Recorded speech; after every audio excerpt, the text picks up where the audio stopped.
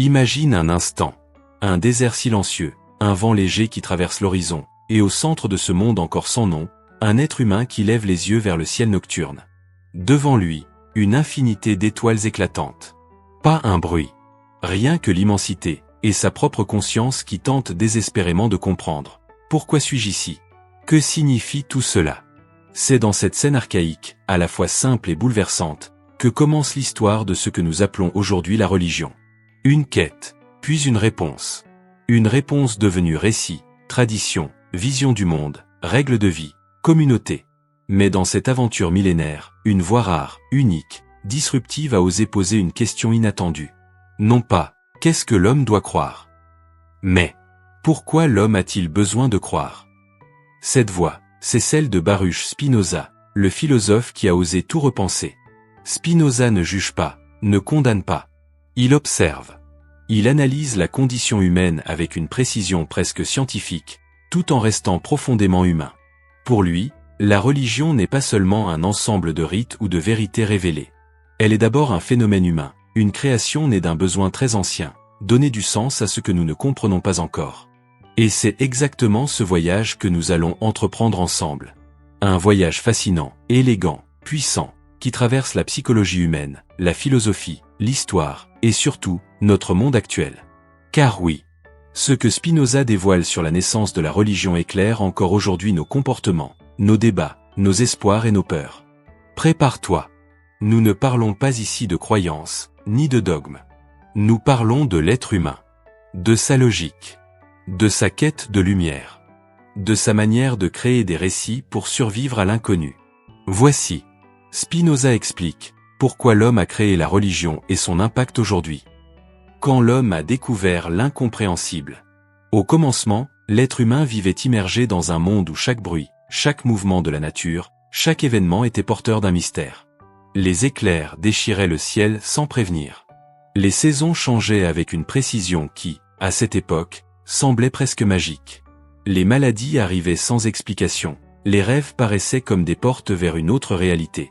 Dans ce contexte primitif, imaginer un univers neutre, régulé par des lois naturelles, était tout simplement impossible. L'homme voyait partout des intentions. Ce n'était pas de la naïveté, c'était une stratégie de survie. Lorsque le vent soufflait fort, il pouvait détruire un abri. Lorsqu'un prédateur rôdait, il pouvait surgir à tout moment. L'esprit humain, façonné par le besoin de comprendre pour se protéger, ne pouvait supporter l'idée de ne pas savoir. Alors que fait-il? Il crée un récit. Il donne un sens. Il imagine une intention derrière ce qu'il voit. Et c'est précisément là que commence Spinoza. Pour Spinoza, l'homme n'est pas irrationnel lorsqu'il invente la religion. Il est, au contraire, profondément logique. Lorsqu'un être humain observe un phénomène qu'il ne comprend pas, il cherche immédiatement une cause. Et si cette cause ne peut être trouvée, il la projette. Il la crée. Ce mécanisme que Spinoza analyse, c'est ce qu'il appelle la puissance de l'imagination. Une force incroyable, capable de construire des mythes, des légendes, des systèmes de pensée complexes. La pluie tombe. Quelqu'un la fait tomber. Le soleil disparaît. Quelqu'un contrôle sa lumière. La maladie frappe. Quelqu'un la permet ou la retient. Ce n'était pas seulement une explication, c'était une protection psychologique. L'homme, en attribuant des intentions à la nature, se sentait moins vulnérable. Car si un être invisible dirige les événements, alors on peut lui parler, le comprendre, peut-être même le convaincre d'être favorable. La première fonction de la religion selon Spinoza est donc simple et profondément humaine. Apaiser la peur. La peur de l'inconnu. La peur de l'avenir. La peur de la mort.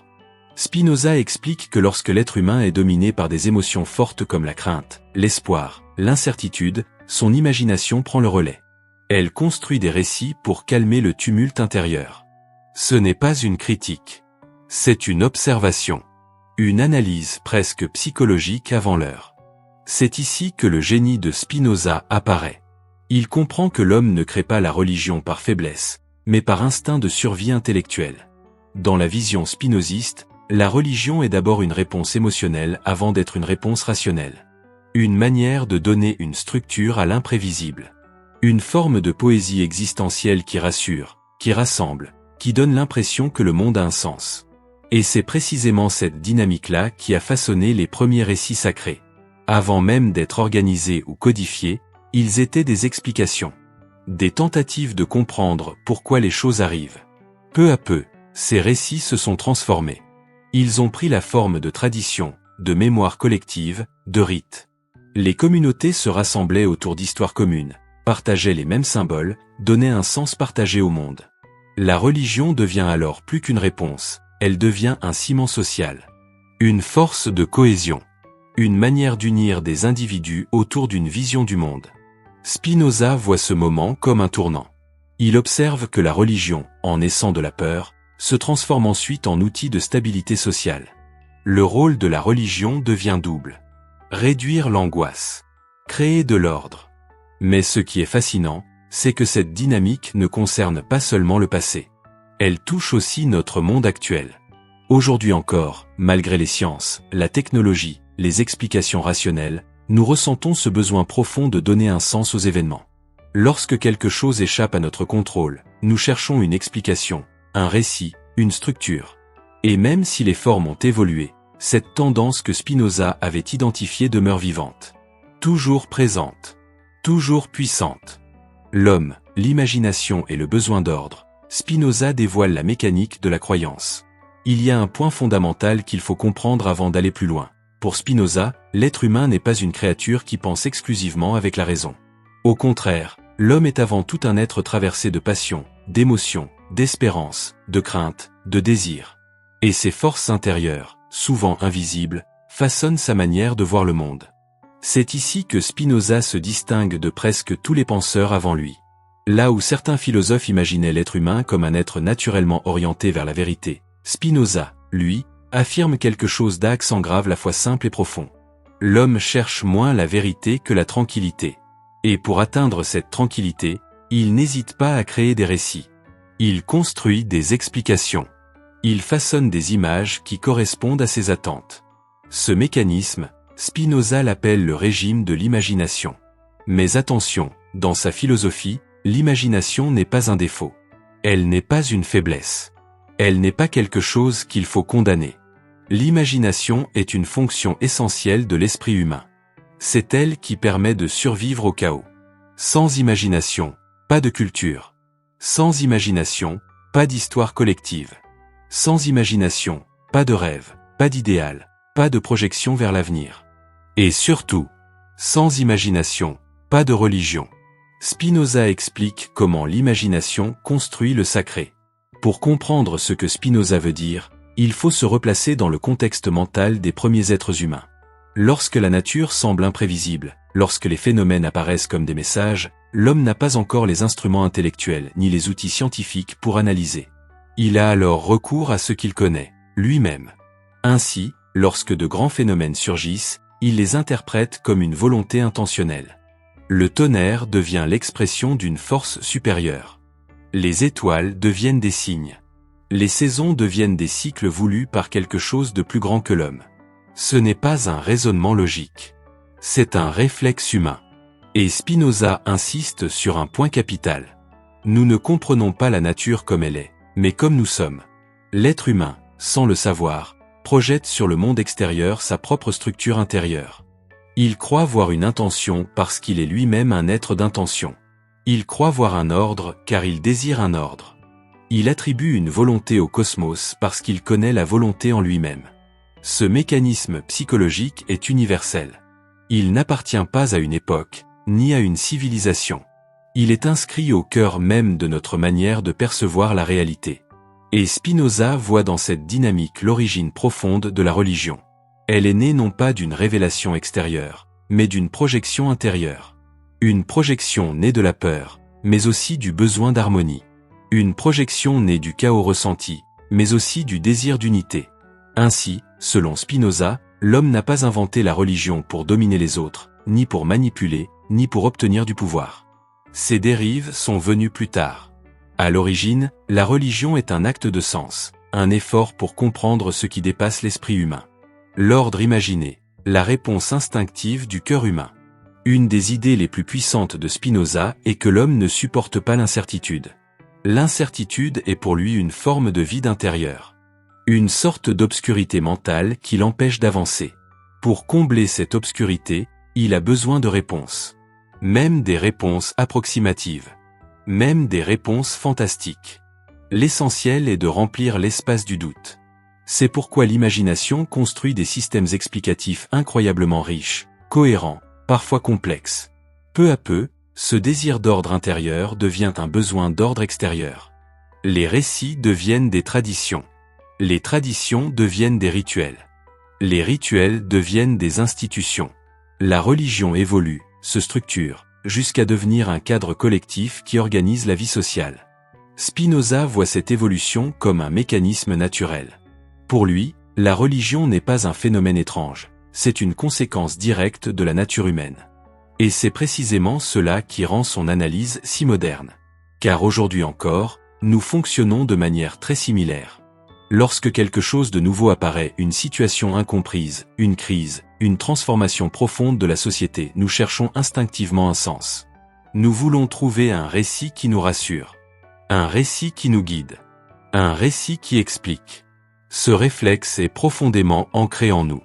C'est une manière d'éviter la paralysie de l'âme. Spinoza est l'origine de la croyance, entre admiration et prudence. Il est fascinant de constater que Spinoza n'a pas une vision négative de la religion. Contrairement à de nombreux auteurs qui viendront plus tard, il ne critique pas la religion comme un obstacle ou une illusion. Il la regarde avec nuance. Pour lui, la religion, à son origine, joue un rôle positif. Elle permet à l'homme de supporter la vie. Elle offre une structure morale, une orientation, une vision du bien. Elle crée de la solidarité. Elle pacifie les passions individuelles. Elle donne une forme d'espérance. Mais Spinoza distingue très clairement deux niveaux dans la religion. 1. La religion naturelle. Celle qui naît spontanément du besoin d'ordre et d'harmonie. Elle est universelle, intérieure, simple. Elle repose sur la recherche du bien, du respect, de la paix intérieure. 2. La religion institutionnalisée. Celle qui se transforme en règles, en rites, en systèmes organisés. C'est là que commencent les risques de dérive. Les interprétations rigides. Les conflits d'interprétation. La peur de l'erreur. La division entre groupes. L'autorité qui utilise la croyance pour guider la société. Spinoza ne rejette pas ce processus. Il le décrit. Il l'analyse. Il explique comment l'organisation sociale transforme une expérience intérieure en structure collective. Mais il rappelle toujours un point essentiel. La religion est d'abord une émotion. Ensuite une imagination. Ensuite une institution. Et si l'on oublie cette origine émotionnelle, on finit par prendre ce qui devait rassurer, pour quelque chose qui inquiète. Pourquoi cette analyse est essentielle aujourd'hui? C'est ici que Spinoza devient incroyablement actuel. Il montre que la religion n'est pas un vestige du passé, mais un phénomène psychologique et social encore actif aujourd'hui. Nous vivons à une époque où les gens cherchent du sens. Les incertitudes augmentent. Les repères changent. Les sociétés se transforment. Les individus cherchent à se reconnecter à quelque chose de plus grand. Même si les formes changent, nouvelles philosophies, nouveaux courants spirituels, nouveaux systèmes de valeurs, le besoin humain reste le même. Chaque fois que nous ne comprenons pas, nous imaginons. Chaque fois que nous avons peur, nous cherchons un récit. Chaque fois que la réalité nous échappe, nous créons une explication. C'est la nature humaine, selon Spinoza. Et cette nature n'a pas changé depuis des millénaires. L'homme, encore aujourd'hui, demeure un créateur de sens. Quand la religion devient une force sociale, Spinoza dévoile la naissance de l'autorité, des lois et du sacré collectif. La religion, telle que Spinoza l'analyse, n'est pas qu'une série de récits destinés à rassurer les individus face à l'inconnu. Elle devient, avec le temps, quelque chose de plus vaste, un cadre collectif qui structure la vie d'un peuple. Et c'est ici que commence la transformation la plus subtile, la plus profonde, la plus déterminante dans l'histoire humaine. Pour bien comprendre cette étape, imagine un groupe d'individus vivant ensemble, mais sans règles précises. Les émotions varient, les désirs entrent en conflit, les décisions se contredisent. Le groupe risque de se disloquer. Alors une question devient incontournable. Comment maintenir la cohésion? Comment empêcher la peur, l'espoir, les désirs et les rivalités de tout détruire? C'est ici que la religion, selon Spinoza, prend un rôle nouveau. Elle devient un outil social. Un outil pour unir. Un outil pour pacifier. Un outil pour canaliser les passions humaines. Et ce passage, de l'individuel au collectif, est l'un des phénomènes les plus fascinants de toute l'histoire de l'humanité. La religion comme ciment. Comment les récits deviennent loi. Au départ, la religion est un ensemble d'histoires et de significations. Mais peu à peu, ces récits acquièrent une fonction supplémentaire. Ils servent à résoudre les problèmes du groupe. Spinoza explique que lorsque les hommes vivent ensemble, leurs passions deviennent aussi fortes que leurs besoins. Les conflits se multiplient, les intérêts divergent, les opinions s'opposent. Ainsi, pour transformer un groupe en communauté, il faut un cadre solide, une forme d'ordre qui dépasse les caprices individuels. C'est alors que les récits religieux cessent d'être seulement explicatifs. Ils deviennent normatifs. Ils commencent à dire ce qui est permis, ce qui est interdit, ce qu'il faut respecter, ce qui est sacré, ce qui unit, ce qui protège, ce qui permet au groupe de rester stable. Spinoza observe que ce phénomène est universel. Ce n'est propre à aucune culture en particulier. Partout où les hommes se rassemblent, ils donnent à leur récit un caractère moral et social. Et pourquoi cela fonctionne? Parce que la religion touche à l'émotion, et l'émotion touche au cœur.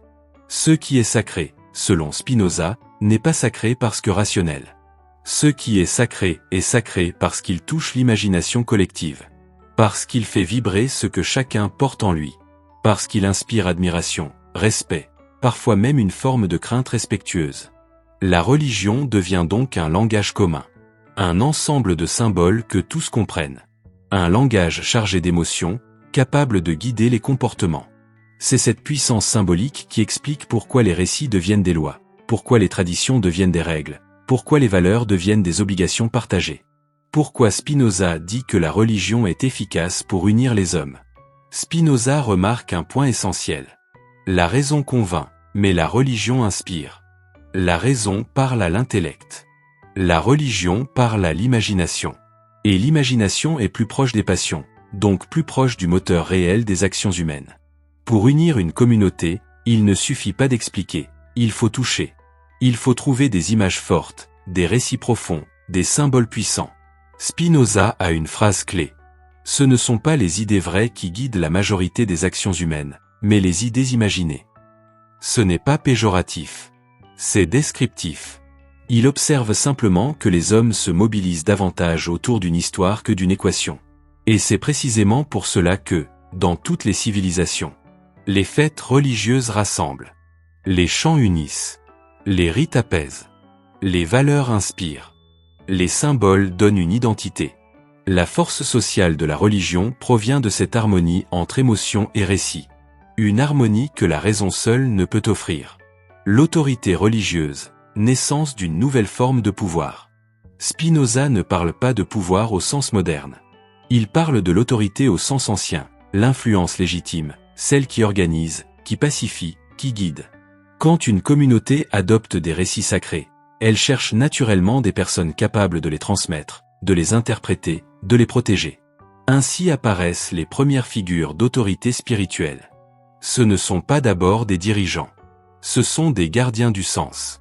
Le rôle de ces personnes est crucial. Elles maintiennent l'unité. Elles rappellent les valeurs. Elles expliquent les traditions. Elles aident à préserver l'harmonie. Mais Spinoza avertit, une fois que la religion devient collective, elle peut aussi être utilisée pour organiser le comportement social. Pas de manière forcée, de manière naturelle.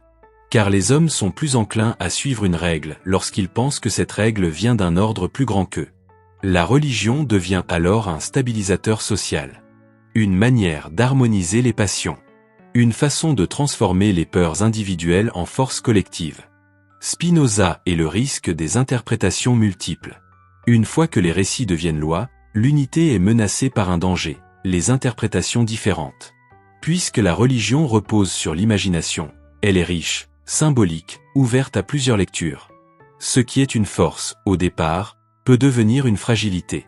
Spinoza explique que lorsque les récits deviennent la base de l'ordre social, chacun peut en tirer une version différente. Et comme chaque version naît d'une émotion, elle est défendue avec passion. Pour éviter le chaos des interprétations, Les sociétés anciennes ont alors donné une place importante à ceux qui étaient chargés de dire ce que signifie le récit, ce qui est essentiel, ce qui doit être respecté, comment les règles s'appliquent. Ce phénomène crée un équilibre. D'un côté, le récit qui apaise les émotions. De l'autre, l'autorité qui en garantit l'unité. C'est ce que Spinoza appelle la structure de la religion civile. Cette structure, selon lui, explique pourquoi les religions jouent un rôle si durable dans l'histoire humaine. Elles sont un système complet, mêlant psychologie, morale, cohésion et ordre social. Le lien profond entre religion et paix sociale selon Spinoza. Spinoza n'idéalise pas le passé. Il ne dit pas que la religion a tout réglé. Il explique simplement que, dans des sociétés anciennes dépourvues d'institutions modernes, la religion a joué un rôle fondamental. Elle a permis d'éviter la dispersion, l'instabilité, le conflit permanent. En donnant une vision commune du monde, elle a calmé des passions qui auraient pu mener aux divisions incessantes. En donnant des valeurs communes, elle a facilité la solidarité. En donnant des règles morales, elle a réduit les tensions. En donnant des rites, elle a apaisé les émotions. Pour Spinoza, la religion est une sorte de première architecture sociale. Une construction mentale et affective qui a permis aux êtres humains d'apprendre à vivre ensemble avant même l'arrivée des lois politiques. C'est pourquoi il affirme que la religion appartient à la nature humaine elle-même. Elle n'est pas un accident. Elle est une étape de notre évolution collective. Ce que Spinoza veut nous faire comprendre aujourd'hui. Spinoza dévoile la transformation de la religion, de la sagesse intérieure au pouvoir extérieur. À ce stade du voyage, Spinoza nous a montré comment l'être humain, par son imagination, par ses émotions, par son besoin d'ordre, a donné naissance à ce que nous appelons la religion. Mais pour Spinoza, l'histoire de la religion ne s'arrête pas là. Elle connaît un tournant décisif, celui où elle quitte l'espace intérieur pour devenir une force extérieure, structurée, organisée, parfois éloignée de sa source première. C'est un moment essentiel dans son analyse, et l'un des plus riches de son œuvre. Car Spinoza n'est pas seulement un philosophe de l'esprit. Il est aussi un analyste profond des sociétés humaines, de leurs lois, de leurs institutions, de leurs mécanismes d'organisation. Pour comprendre cette transformation, il faut d'abord saisir un principe fondamental de sa pensée. Tout ce que les hommes créent finit par prendre une forme qui dépasse les individus. Ce qui commence comme une émotion devient une idée. Ce qui commence comme une idée devient une tradition. Et ce qui commence comme une tradition devient une institution. La religion, selon Spinoza, suit exactement cette trajectoire naturelle. Quand le sacré quitte le cœur pour entrer dans la société, la religion, dans sa forme première, est une expérience intérieure. C'est une manière de donner du sens au monde, de calmer les peurs, de trouver de l'harmonie. Mais lorsque cette expérience devient partagée, répétée, transmise, elle devient un cadre collectif. Ce changement est inévitable. Chaque groupe humain a besoin d'un langage commun. Ce langage commun, c'est la tradition. Et la tradition, avec le temps, devient un système. Spinoza montre que ce passage du cœur vers la société transforme profondément la nature de la religion. Elle devient plus visible, plus structurée, plus conforme aux besoins du groupe. Elle adopte des formes précises, des règles, des récits, des gestes, des rites. Ce mouvement n'est pas mauvais. Ce n'est pas un déclin. C'est une étape naturelle dans l'évolution humaine. Mais Spinoza souligne une conséquence majeure. Plus la religion devient extérieure, plus elle s'éloigne de sa source intérieure. Ce que l'homme ressentait comme une émotion devient un devoir. Ce qu'il vivait comme une aspiration devient une norme. Ce qu'il cherchait comme une lumière devient parfois une obligation sociale. Le sacré change de nature. La religion comme force d'unification, un chef-d'œuvre humain, mais fragile. Pour Spinoza, la religion institutionnalisée est une construction impressionnante. Elle réussit à unir des générations, à créer des communautés, à offrir des valeurs, à stabiliser les comportements. Elle est une sorte de sagesse collective, un savoir accumulé au fil du temps. Elle rappelle ce qui unit les hommes au lieu de ce qui les sépare. Elle transforme des émotions individuelles en une vision commune du bien. Mais Spinoza souligne aussi sa fragilité. Car dès qu'une religion devient une institution, elle dépend d'interprétations. Et les interprétations varient. Elles se multiplient. Elles se discutent. Elles deviennent parfois des points de divergence. Pour éviter les conflits, Les sociétés créent alors des cadres précis, des autorités chargées de dire ce qui doit être compris, transmis, respecté. C'est ce que Spinoza appelle le pouvoir d'interprétation. Un pouvoir indispensable pour maintenir l'unité, mais qui peut aussi, avec le temps, s'éloigner de l'intuition originelle. Comment la religion devient un système social? Analyse spinoziste. Spinoza observe que dans toutes les sociétés humaines, les religions passent par 3 étapes. 1. L'étape intérieure. La religion est une émotion, un désir d'harmonie, une projection imaginative qui apaise les passions. C'est l'étape la plus pure, la plus spontanée. 2. L'étape communautaire. Les récits deviennent partagés. Les fêtes, les rites et les symboles renforcent l'unité. L'émotion devient tradition. 3. L'étape institutionnelle. Les traditions deviennent un cadre, puis une organisation. La religion devient une force morale, éducative, sociale. Dans cette évolution, Spinoza ne voit pas une corruption. Il voit une transformation naturelle, presque biologique, inscrite dans la dynamique humaine. Selon lui, tout ce qui existe tend à se structurer. Ce qui est spontané devient organisé. Ce qui est individuel devient collectif. Ce qui est intuitif devient normatif. La religion n'échappe pas à ce mouvement. Elle est un organisme vivant qui s'adapte à la vie sociale. Quand la religion sert de fondement aux lois humaines. L'une des réflexions les plus puissantes de Spinoza est la suivante. Les premières lois des sociétés n'étaient pas politiques, elles étaient religieuses. Pourquoi? Parce que les hommes respectent plus facilement une règle lorsqu'ils croient qu'elle possède une valeur supérieure, quelque chose de plus grand que les volontés individuelles. Cette conviction apaisante renforce la discipline intérieure. Elle crée une adhésion profonde, stable, durable. Ainsi, dans les sociétés anciennes, les lois morales, les règles de vie, les valeurs essentielles étaient souvent liées au sacré. Elles étaient transmises comme des dons, des repères, des garanties pour préserver la paix. Spinoza voit dans ce lien une mécanique intelligente. La religion sert de fondation émotionnelle. La raison sert ensuite de fondation intellectuelle. Au fil du temps, les sociétés développeront des lois civiles plus rationnelles, plus techniques, plus modernes, mais la base émotionnelle restera. Spinoza affirme que sans une base de sens, les lois seules n'unissent pas. Elles organisent, mais n'inspirent pas. La religion, elle, inspire. La tension entre émotion et raison, le grand défi de la religion selon Spinoza. Lorsqu'une institution religieuse se développe, elle doit constamment équilibrer 2 forces.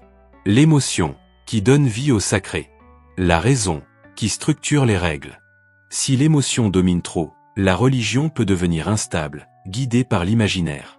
Si la raison domine trop, elle devient rigide, éloignée du cœur humain. Spinoza analyse ce conflit avec une finesse remarquable. Il explique que pour qu'une religion reste bénéfique, elle doit toujours revenir à ce qui constitue son essence. Aider les hommes à vivre en paix, à rechercher le bien, à développer leur sagesse intérieure. Lorsque la religion s'éloigne de cette mission, elle devient fragile. Elle perd ce qui faisait sa force première. Le philosophe n'accuse pas. Il observe. Il montre comment une institution peut s'éloigner progressivement de son origine si elle oublie la raison d'être de ses récits. La religion moderne, ce qui reste du passé, ce qui se transforme aujourd'hui. Spinoza aurait été fasciné par notre époque. Nous vivons un moment où les institutions changent, où les traditions évoluent, où les sociétés deviennent plus diverses, plus rapides, plus complexes. Et pourtant, les besoins humains restent les mêmes.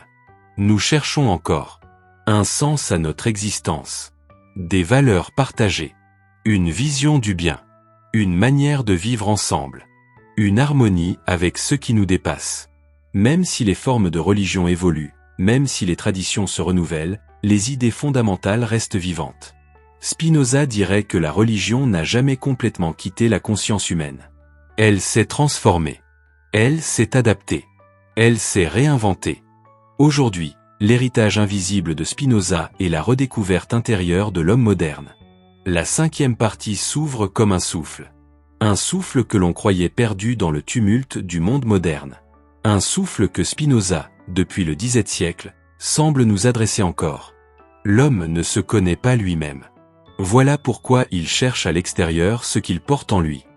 Aujourd'hui, nous vivons dans un monde saturé d'informations, de discours, d'opinions, de croyances, d'affirmations contradictoires.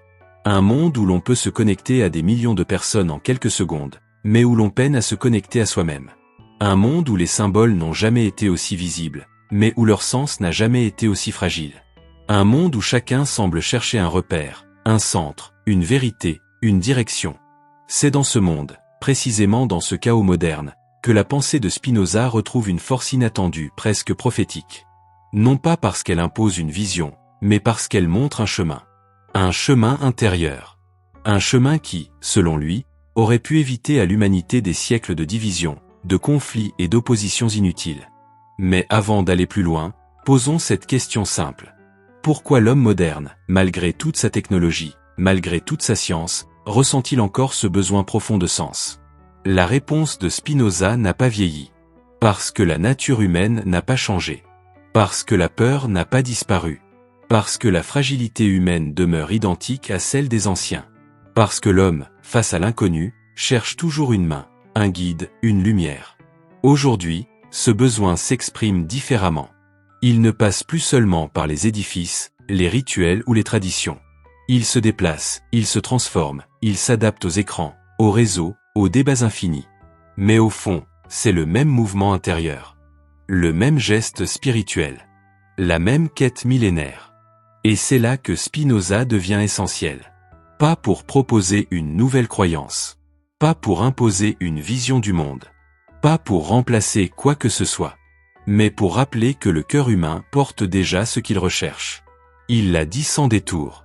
Tout ce qui existe fait partie d'une même réalité, infinie et indivisible. Une phrase simple, mais qui renverse tout. Car si tout fait partie d'une seule réalité, alors chacun porte en lui une étincelle de cette réalité. Chaque vie a une place. Chaque existence possède un sens. Chaque être humain est une expression d'une puissance plus grande que lui. Et c'est ici que l'impact moderne devient spectaculaire. L'homme moderne redécouvre son pouvoir intérieur. Dans un monde où tout semble extérieur, réseau, écran, discours, tendance, Spinoza ramène l'homme vers lui-même. La véritable force est intérieure. La liberté n'est pas une absence de contrainte, elle est une compréhension profonde de ce que nous sommes. La paix n'est pas trouvée dans l'extérieur, mais dans la connaissance de soi. La puissance n'est pas domination, mais harmonie. Aujourd'hui, de plus en plus de personnes cherchent cette stabilité intérieure. La méditation se répand. La philosophie revient dans les écoles. Les thérapies abordent à nouveau la nature profonde du moi. Les individus veulent comprendre leurs émotions, leurs peurs, leur liberté. Spinoza aurait souri. Parce qu'il savait que l'homme finirait par revenir là où tout commence, dans le cœur intérieur. 2. La conscience collective se retransforme. Il y a aussi un autre phénomène. L'humanité réalise que ce qui la divise est souvent moins puissant que ce qui la relie. Spinoza affirmait déjà que les différences sont naturelles, mais que les divisions sont fabriquées par l'imaginaire humain. Et aujourd'hui, malgré les tensions, malgré les incompréhensions, malgré les frontières, de plus en plus de personnes cherchent à dialoguer, à comprendre, à rapprocher, plutôt qu'à séparer. Ce mouvement mondial, lent mais réel, exactement ce que Spinoza appelait l'unité de la nature. Non pas une unité uniforme, mais une unité harmonieuse, faite de diversité. 3. La recherche de vérité devient plus intérieure. Avant, on cherchait la vérité dans des systèmes extérieurs, dans des réponses toutes faites. Aujourd'hui, les gens veulent réfléchir, comprendre, analyser, explorer par eux-mêmes. Cette transformation correspond parfaitement à la vision spinoziste. La vérité n'est pas imposée, elle est découverte intérieurement. C'est pour cela que Spinoza dérangeait autant en son temps. Parce qu'il disait « La vérité ne dépend pas de l'autorité. La vérité dépend de la lumière intérieure de chaque être. » Aujourd'hui, cette idée est devenue presque universelle. 4. L'impact sur la science moderne. L'une des dimensions les plus étonnantes de son héritage est la science contemporaine. Dans la physique moderne, dans la cosmologie, dans les théories sur l'univers, on retrouve des idées proches de Spinoza. L'unité fondamentale de la réalité. L'absence de séparation véritable entre matière et esprit. L'existence d'un ordre naturel cohérent. L'idée que tout est interconnecté. Einstein lui-même disait « Je crois au Dieu de Spinoza, qui se révèle dans l'ordre harmonieux de ce qui existe. » Ce n'était pas une croyance religieuse, mais une reconnaissance d'une structure profonde de la réalité. Aujourd'hui, même la science parle d'énergie, d'interconnexion, de champs unifiés.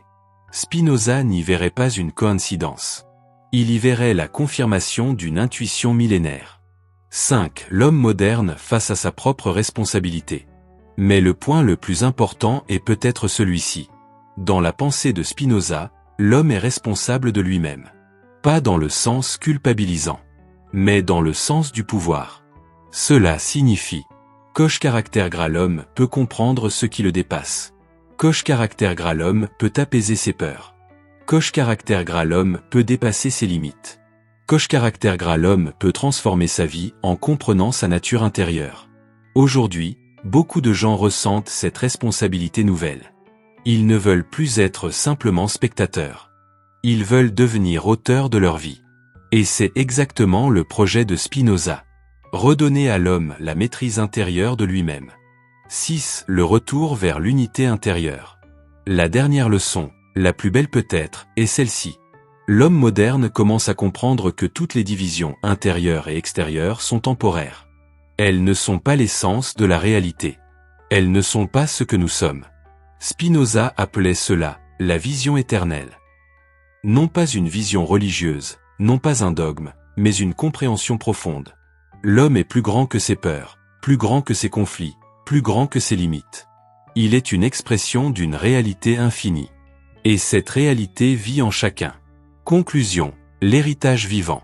Alors, quelle est la véritable explication de Spinoza? Pourquoi l'homme a-t-il créé la religion?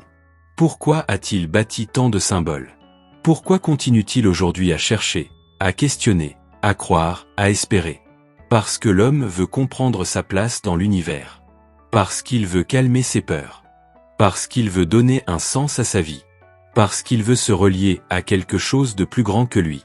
Et c'est là que Spinoza laisse sa dernière leçon. Ce que l'homme cherche partout dans le monde, il le porte déjà en lui. Ce n'est pas une croyance. Ce n'est pas un système. C'est une expérience intérieure. Une transformation lente, profonde, lumineuse.